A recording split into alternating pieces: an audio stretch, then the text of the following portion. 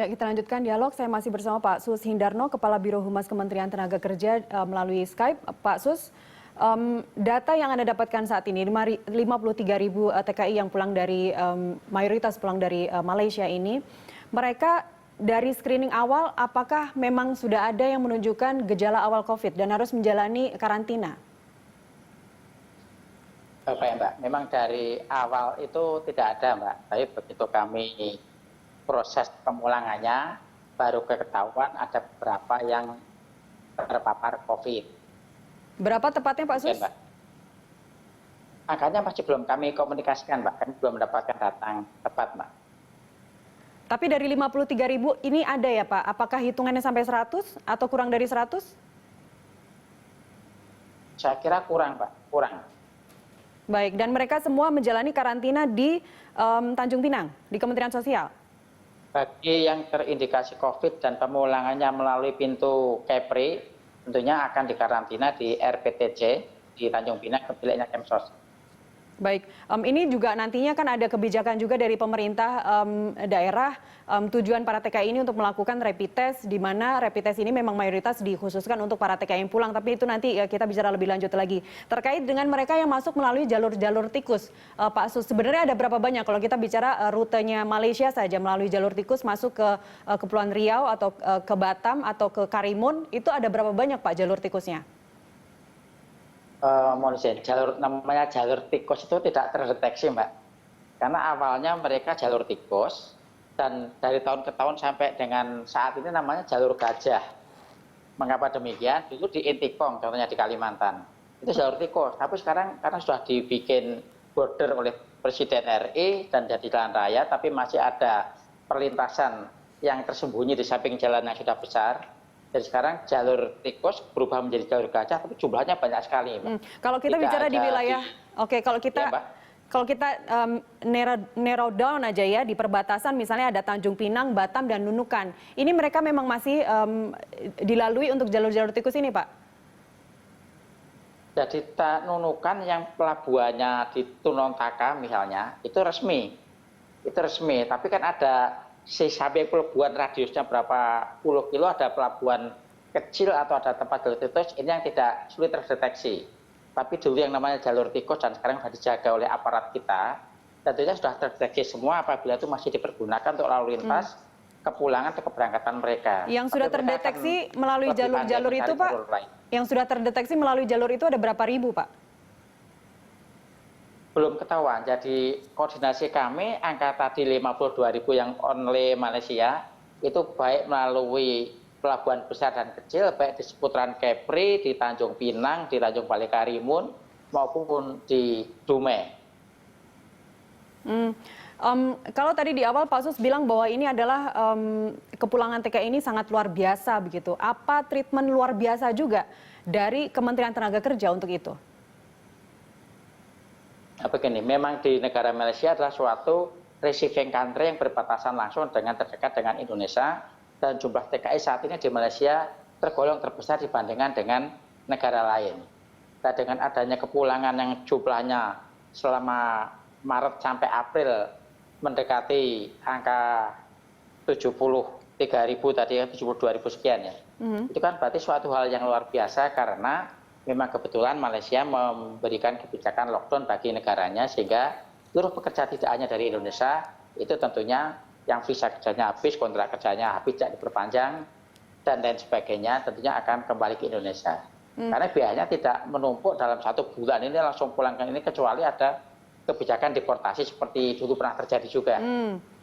Belum lagi yang dideportasi itu juga angka tersendiri ya Pak ya. Tapi Pak Sus, bukankah kebijakan Malaysia lockdown itu sebenarnya tidak memulangkan TKI-TKI ini? Karena ada banyak WNI kita yang di sana yang aman-aman saja, yang senang-senang saja, yang punya restoran di sana meskipun restorannya tutup, tapi mereka tidak kekurangan makanan karena mereka mendapatkan insentif dari pemerintah Malaysia.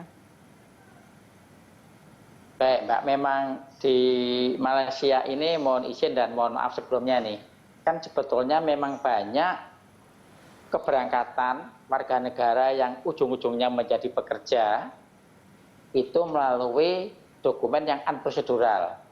Karena kalau mereka tentunya bekerja dengan baik, tentunya dari awal harus melalui mekanisme proses sesuai peraturan perundang-undangan yang berlaku yang diatur dalam Undang-Undang 18 tahun 2017 tentang perlindungan pekerja migran Indonesia di luar negeri. Tetapi persentasenya lebih tinggi yang keluar masuk ke Malaysia untuk bekerja, tapi dokumennya bukan dokumen sesuai yang diatur dalam Undang-Undang Perlindungan Pekerja Migran Indonesia. Nah, sehingga kondisi inilah yang mengakibatkan mereka mungkin dari satu sisi dianggap unprocedural. Tapi kalau kami Kemnaker maupun kementerian lainnya atau instansi lainnya tidak berpikiran itu prosedural atau tidak. Itu adalah warga negara kita yang harus kita lindungi.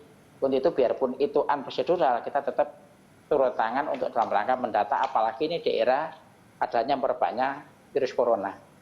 Tapi sebelum pemerintah Malaysia memberlakukan lockdown begitu, apakah dari Kementerian Tenaga Kerja sudah melakukan langkah-langkah antisipatif bahwa akan ada puluhan ribu gelombang TKI yang akan masuk, akan pulang kampung ke Indonesia, Pak? Sebetulnya kalau secara annual tahunan itu memang setiap bulan tertentu, biarpun saya tidak hafal bulannya, itu akan ada pemulangan atau kepulangan, karena kalau pemulangan itu diinisiatif oleh pihak ketiga, kalau kepulangan dari sendiri si pekerja, itu ada kepulangan yang sifatnya itu selalu berkelompok dan jumlahnya cukup besar, biarpun tidak sebesar satu bulan mencapai angka 52.000. Jadi untuk yang sudah reguler seperti setiap tahun ada di bulan-bulan tertentu, lupa bulannya, itu tentunya akan ada kepulangan ke berbagai daerah asal dari pintu Malaysia, baik lewat udara di Jakarta maupun bandara lain maupun lewat pelabuhan laut. Dan dalam rangka mengirim para TKI yang sudah masuk, kita sekali lagi ambil contoh ini Kepulauan Riau saja Pak Sus ya, itu Pemprov menyiapkan bis komersil siap daerah tujuan disediakan 1 unit bis, 1 unit bus untuk tujuan. Apa yang dilakukan oleh pemerintah pusat bekerja sama dengan Pemprov dalam hal ini? Kalau kita bicara bahkan tadi Anda menyebut sampai 73.000, apa langkah antisipatifnya kemudian Pak? Izin Mbak, maksudnya tadi 1 unit bis untuk? Dari Pemprov Kepulauan Riau menyiapkan bis komersil setiap daerah tujuan disediakan 1 unit bis. Ini kan berarti kebijakan dari Pemprov, dari daerah, dari kerjasama dengan pusat seperti apa koordinasinya Pak untuk memulangkan mereka supaya tidak terjadi penumpukan?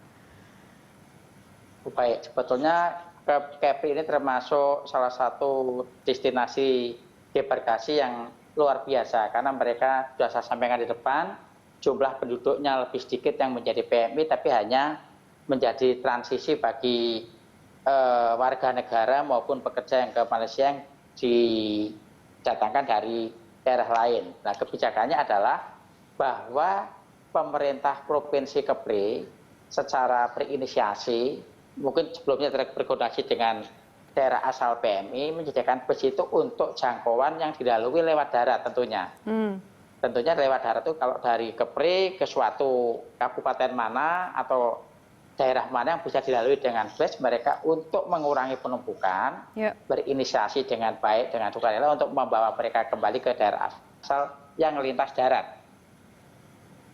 Baik, tetapi ini kan untuk memang yang lintas laut, kalau mereka kembalinya ke NTT, ke NTB, ke Jawa Barat, tidak mungkin lewat bus. Setelah itu kita berkoordinasi untuk tindak lanjutnya dengan instansi terkait tadi, termasuk perhubungan, bagaimana menginisiasi mereka kembali ke daerah asal. Nah, ini juga ada tanggung jawab pemerintah daerah asal yang memiliki PMI maupun pemerintah Kepulauan Riau sebagai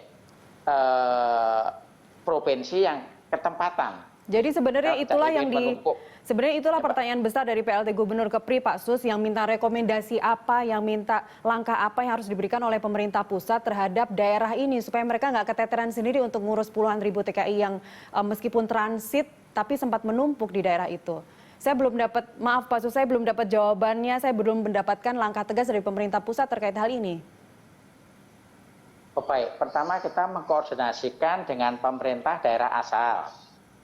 Dalam rangka ini pemerintah daerah asal, katakan kepala daerah maupun Kadisnaker yang mensupport dengan tusinya di beliau, Kementerian Tenaga Kerja, untuk melangkah penjemputan. Penjemputan jangan diartikan fisik datang ke sana, tapi menyediakan fasilitas dalam rangka penjemputan apabila memang PMI tidak memiliki biaya apapun, karena semua yang kembali belum tentu berhasil bekerja di suatu negara, khususnya di Malaysia.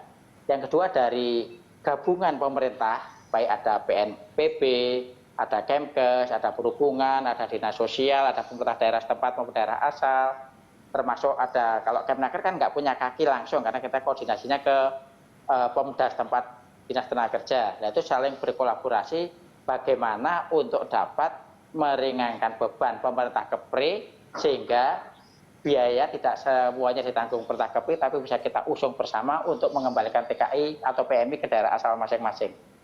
Baik, ini kan juga memang langkah-langkah antisipasi ini dari pemerintah Pemda setempat begitu. Kapolres Dumai juga mengatakan bahwa karena gelombang pemulangan ini masih berlangsung dari Malaysia, mulai diangkut kapal khusus dan tidak bergabung dengan penumpang umum. Ini kan memang yang dikhawatirkan supaya mereka tidak bercampur dengan penumpang lainnya begitu. Langkah-langkah seperti apa lainnya yang bisa membantu pemerintah daerah dalam hal ini, Pak Sus? Apakah ditambah dengan angkutan-angkutan umum, angkutan-angkutan supaya tujuannya adalah supaya mereka tidak bercampur dengan penumpang yang lain? Betul Mbak, jadi memang kondisinya kan kita sendiri dari Kemnaker sebagai regulator maupun dari Kemenkes yang punya standar protokol kesehatan, itu sebetulnya tidak menginginkan berbaurnya orang-orang dalam tanda kutip ODP dengan warga lain yang tidak dari Malaysia, biarpun mereka mungkin sama, tapi kita mengkhawatirkan saja.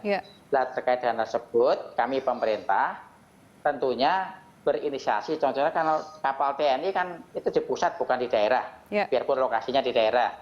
Mau kapal TNI, mau dari kepolisian, mau dari semua kementerian untuk cawe-cawe urun rembuk agar menyediakan kalau dimungkinkan angkutan tersendiri bagi yang dinyatakan ODP yang bisa kembali ke rumahnya.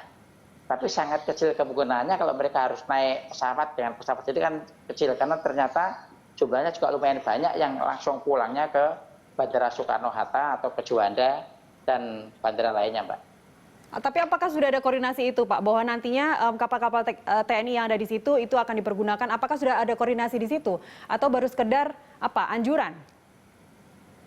Sebetulnya dari J2D rapat koordinasi dengan seluruh jajaran, biarpun Naker tidak selalu terlibat ketika mengkoordinasikan atau mendapatkan informasi dari beberapa daerah setempat, itu sudah dilaksanakan komunikasi yang baik untuk mengantisipasi dan dimungkinkannya bahwa PMI yang mengkhawatirkan karena orang berpikiran lah kalau pulang dari Malaysia jangan-jangan membawa virus dan sebagainya, diupayakan dikoordinasikan untuk dilakukan pemulangan bagi yang ODP tadi tentunya. Baik.